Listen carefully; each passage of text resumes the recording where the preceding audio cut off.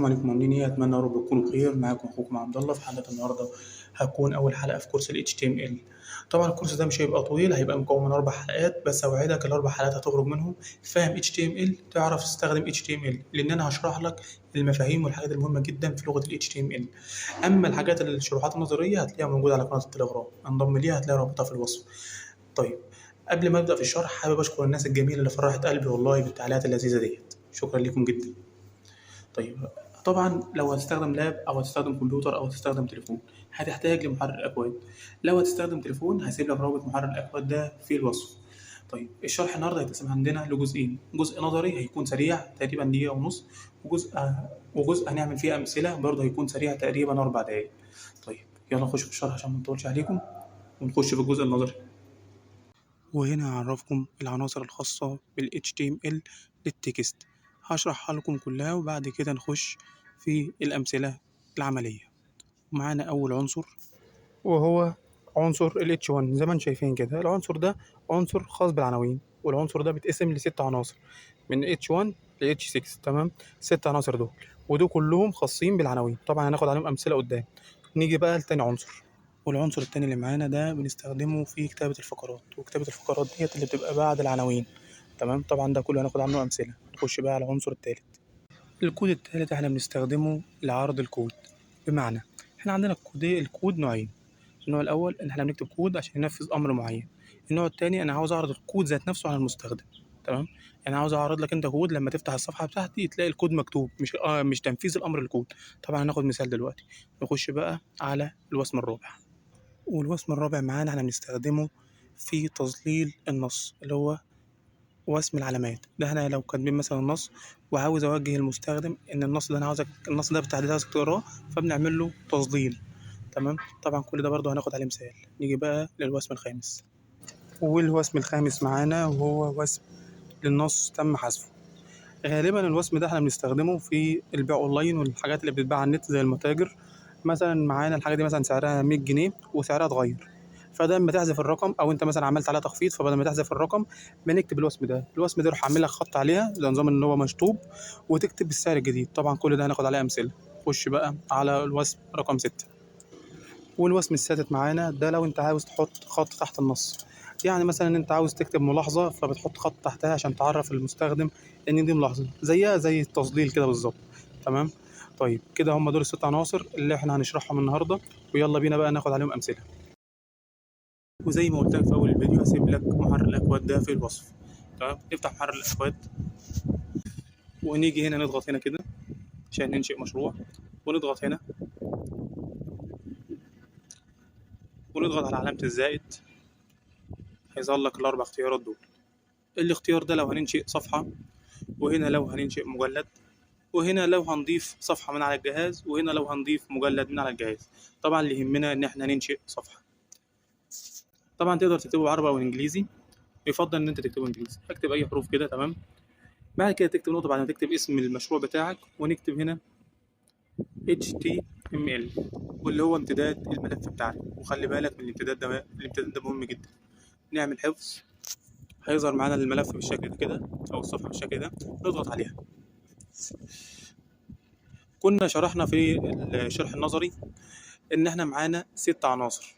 اول عنصر فيهم كان عنصر العناوين، واللي بيتقسم ل6 عناصر برضه، من عنصر واحد او من H1 ل H6. تمام، بس هنا لازم تفهم احنا فين اصلا بنكتب النصوص بتاعتنا، او لو عاوزين نكتب نص هنكتبه فين. احنا بنكتبه بين بداية الوسم ونهاية الوسم. بمعنى هنكتب مثلا العلامة بتاعتنا. تمام، ونكتب هنا H1 ونقفل العلامة بتاعتنا. ظهر معانا بالشكل ده كده. عندك بين H1 هتلاقيها H1 بس، اما هنا هتلاقي في شرطة الميلة وبعد كده H1، وده الفرق بين بداية الوسم ونهاية الوسم. نهاية الوسم دايما هتلاقي فيه الشرطة الميلة دي. طيب هنكتب النص فين؟ هنكتب النص بينهم بالشكل ده كده. تمام، طبعا احنا قلنا ال H1 العناوين بتقسم ل6 فروع. طيب، ابدا اكتب ال6 عناوين عشان وقت الفيديو، هوقف الفيديو ونكتب 6 عناوين ونرجع نشرحهم سوا. طيب، كتبت ال6 عناوين بالشكل دوت زي ما انتم شايفين H1 H2 H3 لغايه H6. تمام، زي ما انتم شايفين كده العنوان الرئيسي اللي هو H1، والعنوان الفرعي، والعنوان الفرعي الثانوي اللي هو تحته، والى اخره لغايه العنوان الفرعي الخامس. طيب نجرب الاول نشوف شكلهم. هنضغط على العلامه ديت هيظهر لك الامر ده. لو لاحظت هنا هو ظهر لك العناوين من غير الاتش 1 ولا غير العلامات اللي احنا كاتبينها. ده الشكل اللي يظهر للمستخدم. طبعا انا بتكلم الشكل اللي بعد التصميم، لسه طبعا في الوان وتنسيق والحاجات دي كلها، بس انا بنتكلم ان هنا ده الشكل اللي يظهر للمستخدم. طيب هم دول بنستخدمهم فين؟ بص يا سيدي، اهم عنوان فيهم كلهم العنوان الرئيسي، لان العنوان الرئيسي ده غالبا وعلى طول بيبقى اسم الموقع، لان المتصفح اول ما بيشوف اتش 1 بيعرف ان ده اسم الموقع، فما ينفعش تستخدمه في الصفحه اكتر من مره واحده، وهو هيبقى اسم الموقع. اما العناوين التانية دي تقدر تستخدمها اكتر من مره في كعنوان، او تستخدمه كنص او فقره. تمام. طيب يا عبد الله، هو اتش 1 ده هو اكبر حاجه في نصوص في ال HTML؟ لا طبعا. نقدر نكتب النص ونحدد الحجم بتاعه يبقى قد ايه، بس هنا المتصفح هيفهم ان هو مش اسم الموقع، اما المتصفح هيفهم ان ال H1 هو اسم الموقع.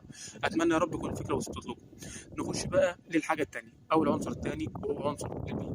نمسح ده كله وهو عنصر الفقرات. طبعا كل ده احنا شرحناه بشكل نظري في بدايه الفيديو.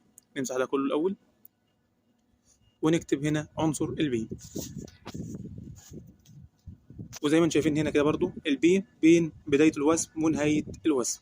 طيب هنكتب اي حاجه وسطهم زي ما انتم شايفين كده، وده عنصر فقرات، والفقرات دي بنكتبها تحت العناوين زي ما انتم شفتوا. تمام. ده الشكل بتاعها، بيبقى الحجم بتاعها خطها صغير جدا، زيها زي الاتش 6 والاتش 5. تمام. زيها زي بعض بالظبط في حجم النص. فنقدر نستخدم الاتش 5 او الاتش 5 والاتش 6 نستخدمهم في العناوين، ونقدر نستخدم دول في الفقرات، ونقدر نستخدمهم في فقرات وعناوين، اسف. تمام. نيجي بقى للتالت، والعنصر التالت بتاعنا هو عنصر الكود. زي ما انتم شايفين كده احنا كاتبين كود داخلي بين الوسمين زي ما انتم شايفين كده، والكود ده هيظهر للمستخدم بالشكل ده كده. اما لو مش كاتبينه بين الوسمين هينفذ الامر اللي موجود هنا. تمام.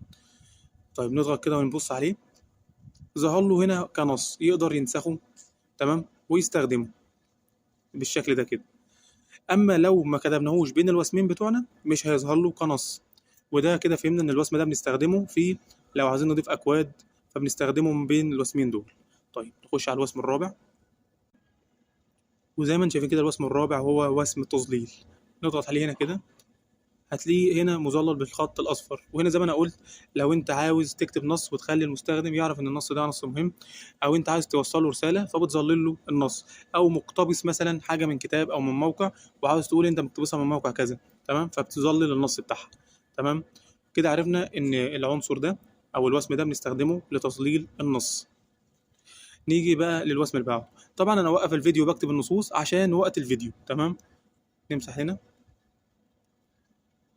والوسم ده زي ما انا قلت لكم بنستخدمه لو احنا في متجر ولا حاجه وكاتبين سعر وعملنا تخفيض وعاوزين ما نمسحش السعر ويظهر السعر الجديد. فنجرب كده، زي ما انتم شايفين كده بيظهر السعر او بيظهر النص اللي احنا كاتبينه وبيتشطب وبيتكتب النص التاني جنبه او السعر الجديد جنبه. وده غالبا بيستخدمه في البيع اونلاين. طيب نخش بقى على الوسم اللي بعده، وده هيكون اخر وسم معانا، وبعد كده ناخد مثال عليهم كلهم. الوسم زي ما انتم شايفين كده، ده الوسم ده بيعمل خط تحت النص، عشان برضه لو هنكتب ملحوظة او اقتبسنا حاجة زي وسم التظليل بيعمل نفس الفكرة بالظبط. طيب احنا كده فهمنا اشهر الوسم اللي موجود في ال HTML. تمام. وفهمنا استخداماته. تعالى بقى ناخد عليهم مثال. طبعا زي ما انتم شايفين كده ده مثال، تعالى نجرب المثال. وزي ما انتم شايفين كده ده الفرق بين النصوص واحجامها واختلافاتها. تمام. ودول زي ما احنا شرحناهم بالترتيب بالظبط. وهنا النص تظليل. تمام. وزي ما انتم شايفين كده ده شكل النصوص. طبعا هنشرح باستفاضه اكتر بس بعد ما نخلص الدوره بتاعتنا. الدوره بتاعتنا هتبقى عباره عن 4 حلقات هنخلصها، وبعد كده بقى نبدا نعمل اول صفحه ويب احترافيه مكونه بقى من صوتيات وفيديوهات ونصوص والتنسيقات والحاجات دي كلها. بعد 4 فيديوهات ان شاء الله هتكون مش هقول لك محترف في لغه ال HTML، بس هتقدر تستخدم HTML وتعمل بقى صفحات. وبكده وصلنا لنهايه الفيديو. اتمنى يا رب يكون الشرح عجبكم. ما تنسوش تدوسوا لايك للفيديو واشتركوا القناه عشان يوصلك كل فيديوهاتنا الجديده ان شاء الله. كان معكم اخوكم عبد الله. سلام.